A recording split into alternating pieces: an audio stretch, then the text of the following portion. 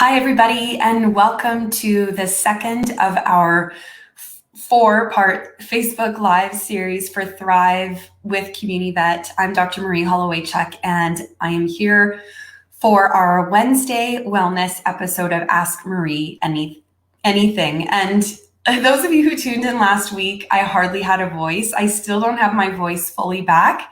And now I have the hiccups.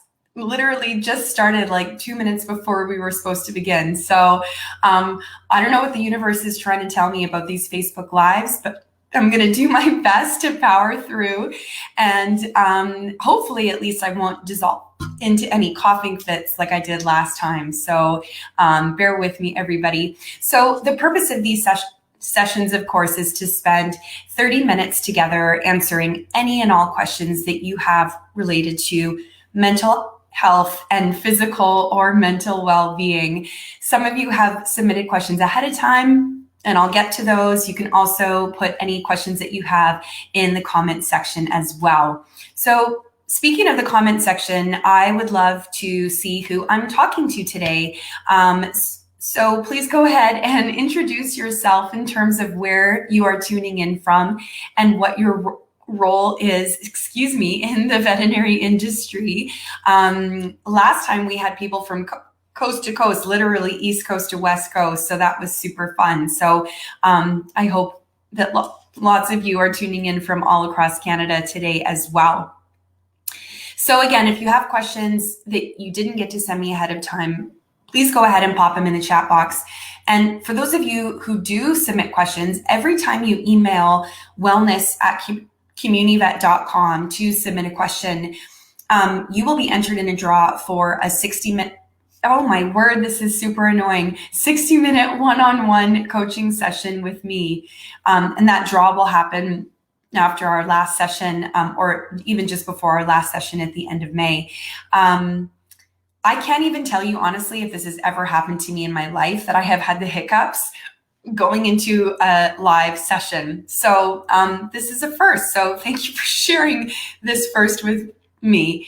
All right. So I'm going to get started with some of the questions that came in last time. Again, please feel welcome to still introduce yourselves in the chat, who you are, where you're tuning in from, what your role is in the veterinary world, or whatever world that you're in if it's not veterinary medicine. Last time we had the chance to talk about a couple of questions related to burnout and mindfulness. And today we're going to shift gears a little bit because I've had a few questions related to finding a mental health professional. Welcome again. We've got Bryn from Fraser Valley, registered vet tech and manager at AVP. So nice to see you again. Glad that you can join us. Glad I didn't scare you away after my horrible voice or lack thereof and coughing fit last time. Okay, so the first question that I want to share with you today comes from someone who asks, I'm thinking of talking to someone about my mental health, but I feel overwhelmed and I don't know where to start. How do you go about finding a counselor or a therapist?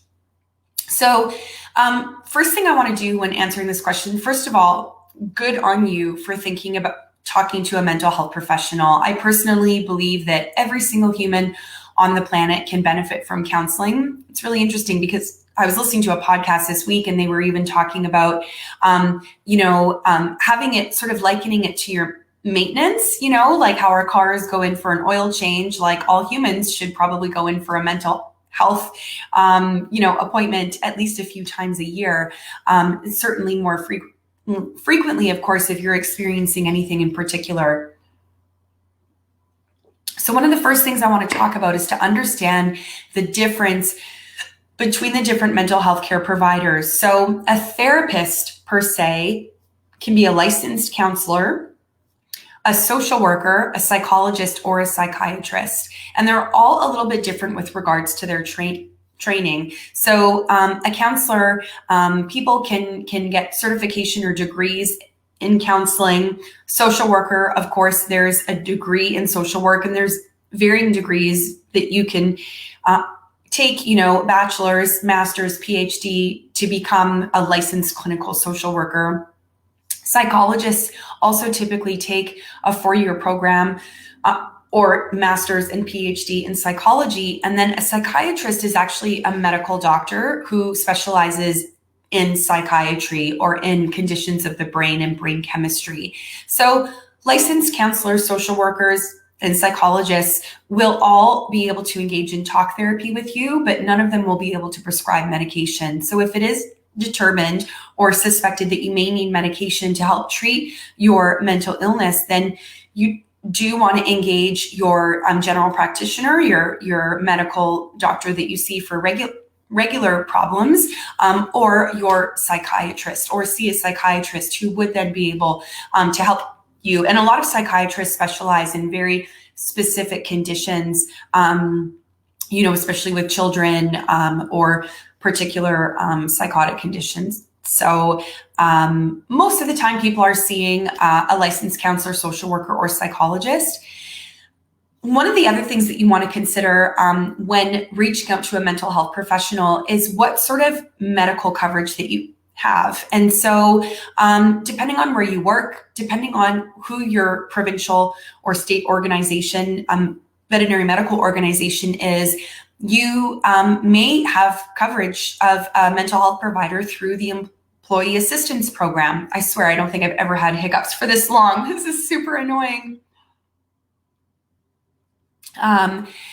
So if you do have an Employee Assistance Program, I urge you to take advantage of it. Now, I will say that with Employee Assistance Programs, you sort of get what you get when it comes to the mental health professionals that they have on staff. I have used the Alberta Veterinary Medical Association, EAP, before, and sometimes there was one time I was a little bit underwhelmed with the person who I was connected with. So I did actually ask to be connected with a different counselor, and I was. So there is that option, but you can't, scope out all of these psychologists online and then go back to your EAP and say, this is the one I want to talk to. They're usually aligned with a particular organization that provides those mental health providers. You may also have extended health coverage. You may have a health spending account.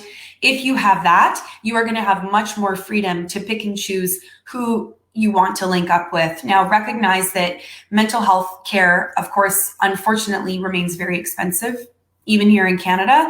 And so on average, you're going to be looking at paying anywhere between usually $180 to $200 an hour out of pocket or via your coverage if you are not using an employee assistance program. So that's also something to keep in mind. So look into your benefits, see what coverage you have. They may have stipulations where they only cover certain mental health professionals. They may only cover social workers and psychologists, for example. So be aware and make sure that you look that through. Now, when it comes to connecting with these mental health professionals, you want to make sure that you find the right fit, that you click with them. So you want to look for somebody who you feel a connection to, who you feel that you trust, that you can share openly with. That's the whole point. If we're going to do some sort of therapy, we want to feel comfortable to talk and to share. You also want to feel that you're making progress. So I'm not a believer in, every week I go to my therapist and we just talk. I'm the type of person that really cycles through therapy at different times of my life, depending on different things that I'm going through. But I want to be able to work through a problem, come out on the other side, and then take a bit of a break from therapy, so to speak. And that can have financial benefits as well as just emotional benefits that for me, I'll speak from my own experience, that I'm not constantly in a state of, fixing and rejigging my mental health. So again, find someone, and if you feel that you aren't clicking with them, you aren't making progress, you don't really trust them, you're not getting what you need, you're not feeling challenged, you're feeling like you're, getting to the other side of these issues or gaining new insight into what you're dealing with, then don't be afraid to change it up. And don't feel badly. And you know what? Mental health professionals don't feel badly either. I've had some interviews and some introductory sessions with some counselors and psychologists, and they say from the get-go, if we don't click, I'd rather you find someone else who gives you what you're looking for versus staying in this and not getting what we need. So feel welcome to do that. Okay, it looks like we've also got Lori tuning in from Ottawa from BI. So great. Thank you so much, Lori, for being here. Again, if anybody else has jumped on the live, I would love to see where you are tuning in from and what your role is in the veterinary industry. Turning to the second question along these same lines as well. Question I received just this past week. Can Dr. Marie talk about the differences between a therapist and a coach and situations in which a person would choose one over the other? And I love this question. I myself, of course, I've already shared that I have been in and out of therapy for a lot of my adult life at various times or another. And I've also had coaches at different times in my life as well, and different coaches for different reasons. So first, what's the big difference between coaches and therapists, so to speak? So I've just finished talking about the different types of therapists. Again, in general, a therapist is going to have gone through some sort of formal education or certification process to provide mental health support. They then become a licensed mental health provider and they are regulated. They have to meet certain standards and uphold certain things if they are going to be a licensed mental health provider. Coaches are not at all regulated. Anybody can, hang a shingle or, put up a post on Facebook and say, I'm a coach, let me coach you. Now, to be honest, most current coaches who are out there have some sort of certification or training that they took. But, we're not talking for the most part, bachelor's of, anything or master's degrees or anything like that. These are usually programs that people will take on their own time. And I can tell you from experience, you can, do like a weekend, coaching program and become a certified coach, or you can do an exhaustive, lengthy, months-long program with term papers and practice coaching and mentoring and become a certified coach. So it is really, really variable in terms of the experience of your coach. And that doesn't just go for their training, but also how long have they been in a position of being a coach as well. So big picture differences then between coach and therapist. Coaches are typically focused on partnering with an individual to determine what it is that they want to get out of life, what their goals are, and then they come up with action steps together to get them to those goals. So there are different kinds of coaches. I think most often we hear people nowadays talking about life coaches. Life coaches are going to help you through anything that is going on in your life, whether it be relationship, work, home, personal, whatever it might be. There are also career coaches, and career coaches specifically help individuals through career transitions. So if you're thinking leaving your job, leaving your career, shifting into another career, or, shifting into retirement, they can help you to do that. So in the end, coaches tend to function more as an ally and as a form of accountability towards meeting those life goals, whereas therapists are going to get you more to understand your emotional landscape and, your psychological tendencies that really get in the way of your goals. So I'll be honest, a really good analogy to think of is that a coach is going to give you the exercise and the drills and the little action steps to train you towards your peak performance. But if you haven't gotten a hold on your underlying injuries that you've had for a while, then you're never going to reach that peak performance. So a lot of times people will reach out to me for individual coaching, and we'll have a conversation and we'll determine together that, it's actually not coaching that would best serve them, pardon me, but it is reaching out to a mental health professional. So what you use is really going to depend on what your situation is. Are you feeling stuck in your life, or are you feeling really down from mental health and mental well-being perspective? Are you in a state of life where you need to figure out action steps to make change, or do you feel the need to find someone to talk to so that you can sort out what is causing your distress and leading you to think that you need to make change in your life?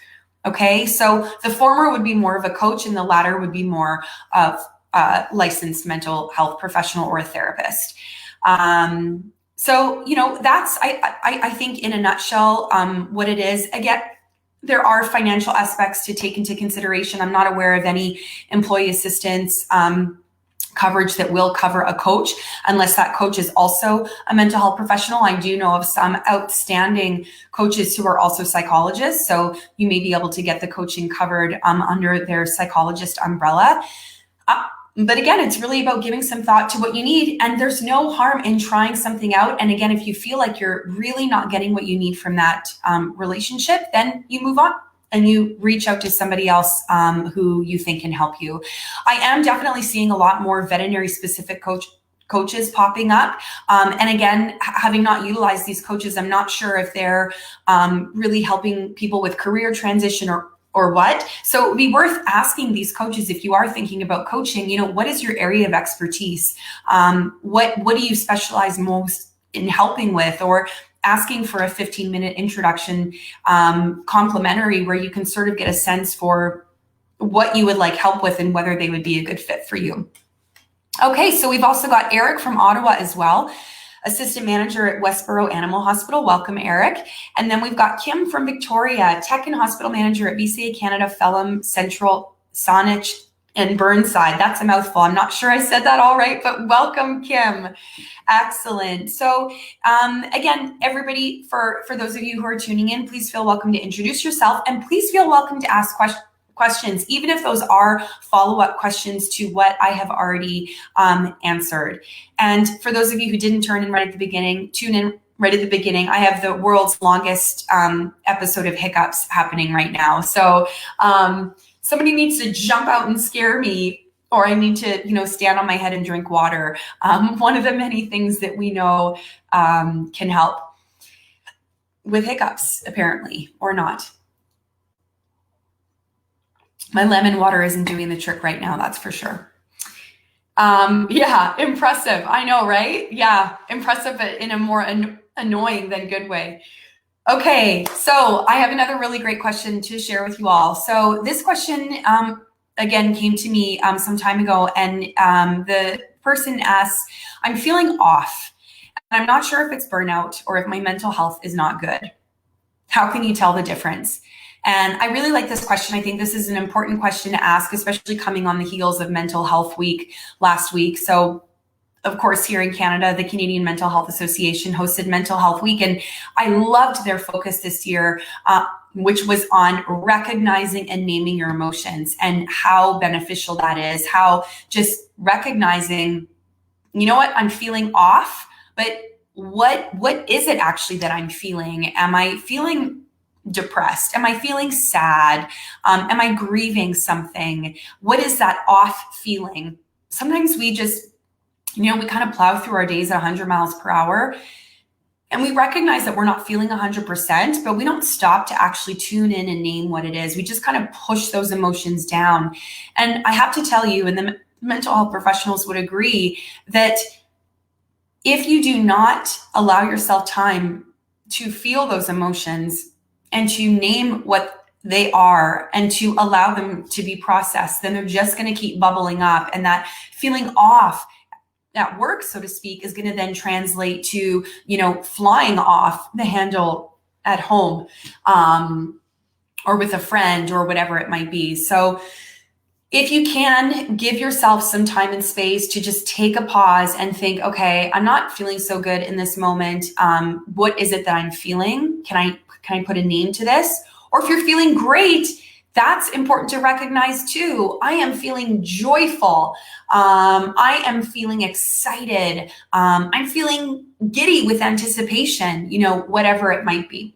So if we go back to this question that says, I'm not sure if it's burnout or if my mental health is not good, I want to highlight how important this question is, because I have to be honest with you, the signs of burnout and depression can be very, very similar. And there's been a lot of talk recently on the fact that a lot of people being diagnosed with burnout, especially in the state of COVID, among mental health professionals and veterinarians as well, they actually may be having undiagnosed depression. So really important to connect with your physician, family physician, to really talk to them about your mental health and to do some sort of, they have scoring systems that they will administer to you that allow them to more objectively look at your symptoms. How have you been feeling over the last 2 weeks in terms of, the activities that you normally engage in, or your hopefulness about the day, or, whatever it might be. And they can give you a more objective view of whether or not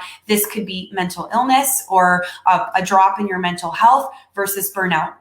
So burnout, we've talked about before, but burnout usually has 3 characteristic findings whereby you can have one of these 3 or you can have all of them. But emotional exhaustion is one where you just feel emotionally depleted, especially in the face of any sort of emotional situation. So it's like, oh my gosh, I have another euthanasia. I have nothing left to give to this case. Or, owner comes in super angry and it's like you do not have the capacity to have any empathy for them. You just completely are numb and you just walk away, or you fly off the handle or whatever, but you are done. Emotionally, you are done.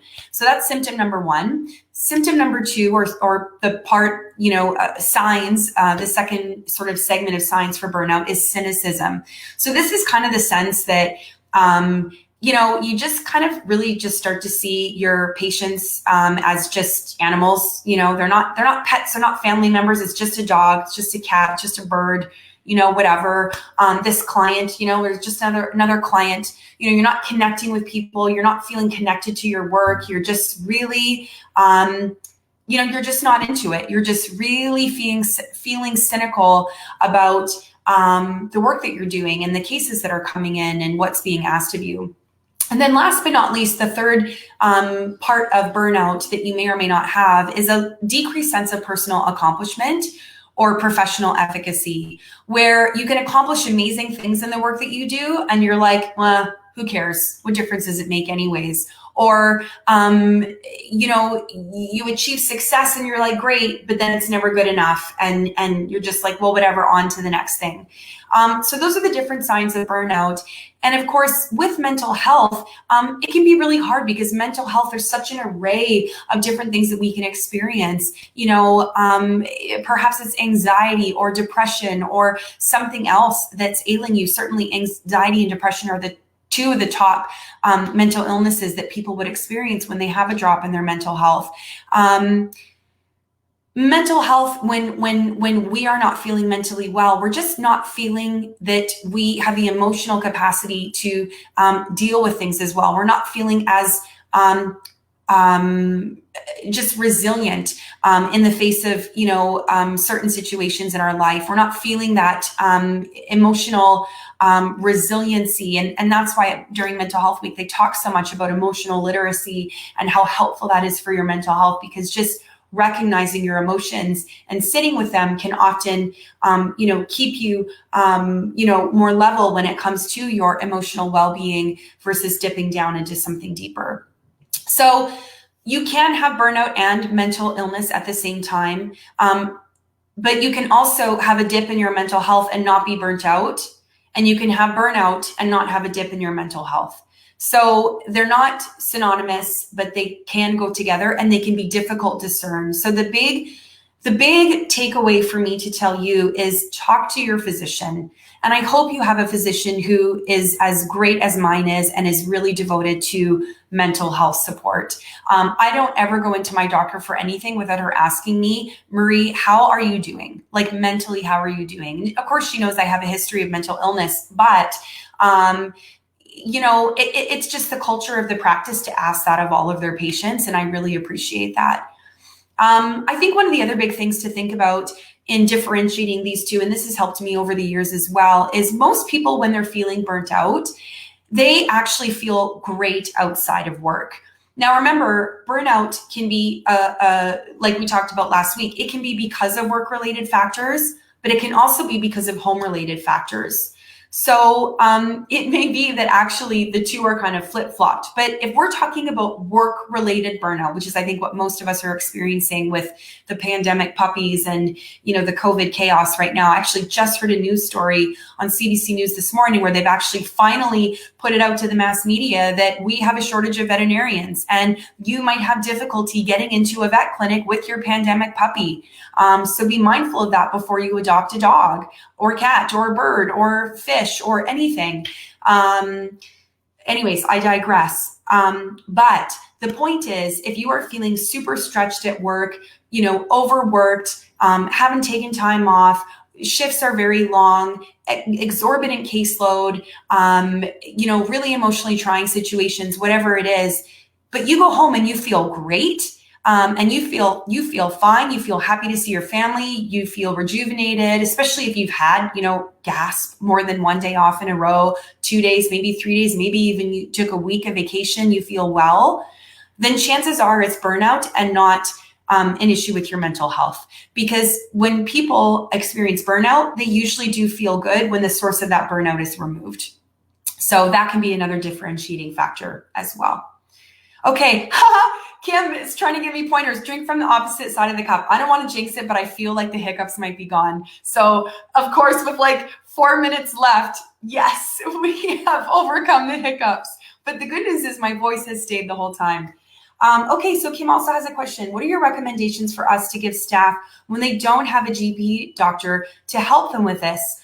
Goodness me, Kim, that's a tough situation to be in. First of all, especially when you have new staff that join your hospital or new people that move to your area, the first thing I tell people is find a family physician. You don't want to wait until you are in a crisis and then you don't have a family physician to go to. And I know depending on where you guys are geographically, you might have a real shortage of physicians. I know here in Calgary, there was a massive shortage of physicians when I first moved here. And so I was actually on a couple of waiting lists until I got in. And now my doctor is amazing. And I'm so glad I have her because now she's back to having a waiting list. I've referred other people to her and they haven't been able to get in. So that doesn't help you right now, Kim, obviously. But the good news is that every single community, no matter where you live, has some sort of community run or public health, mental health service. So if you do not have an employee assistance program or employee benefits or provincial veterinary medical association benefits that support mental health that you could direct your employees to, then I would direct them, reach out and find services in your area that offer this support. There might be a little bit of a waiting period, although if anybody is in a crisis, you know that you can always call the suicide intervention line in Canada. I don't know, I think it's 1-833 don't hold me to it. I'm not going to be able to quote it. But if you look up Canadian National Suicide Prevention, you will get the 1-833 number. That's toll free. Anybody can call that anytime. And so that is one option in a crisis. 911, you can always call in a mental health crisis. But for those less crisis events, again, somebody's, trying to discern between mental health and burnout, you do want to direct them to some sort of mental health professional. So again, public resources. And if you're having trouble finding them, Kim, send me an email or a direct message on Facebook, and I will help you find those resources. I know that there are some really amazing resources well in BC, but they are private. But I could link you up with those resources as well. Okay, so Kim says, we have lots of services with our benefits, just if a GP needs to be involved, we're super short. Yes. And here's the thing. If you align people with a mental health professional and it's determined that they may need a physician to prescribe medication, that individual can still go to a walk-in clinic or to the ER to be prescribed that medication. So they will find the resources for them if they need a physician. So do not worry about that, Kim. You will absolutely have that. And thank you so much. Caroline has said the suicide intervention assistance line is 1-833-456-4566. You can also text that number, so you don't necessarily have to call. So no problem. Okay. I think we are almost out of time. So I just want to wrap things up and remind everybody that once again, there are 2 ways to submit questions for our 3rd and 4th weeks Facebook Live. Hopefully my voice is normal. Hopefully I don't have hiccups. You can submit those questions to wellness@communityvet.com. As you can see, everybody who submits questions remains anonymous, but you will be entered in a draw for a 60-minute complimentary one-on-one coaching session with me at the end. So if that appeals to you, then please submit questions. And every time you submit a question, you'll get entered in the draw. So you can submit as many questions as you want. You can also, of course, come online and we can answer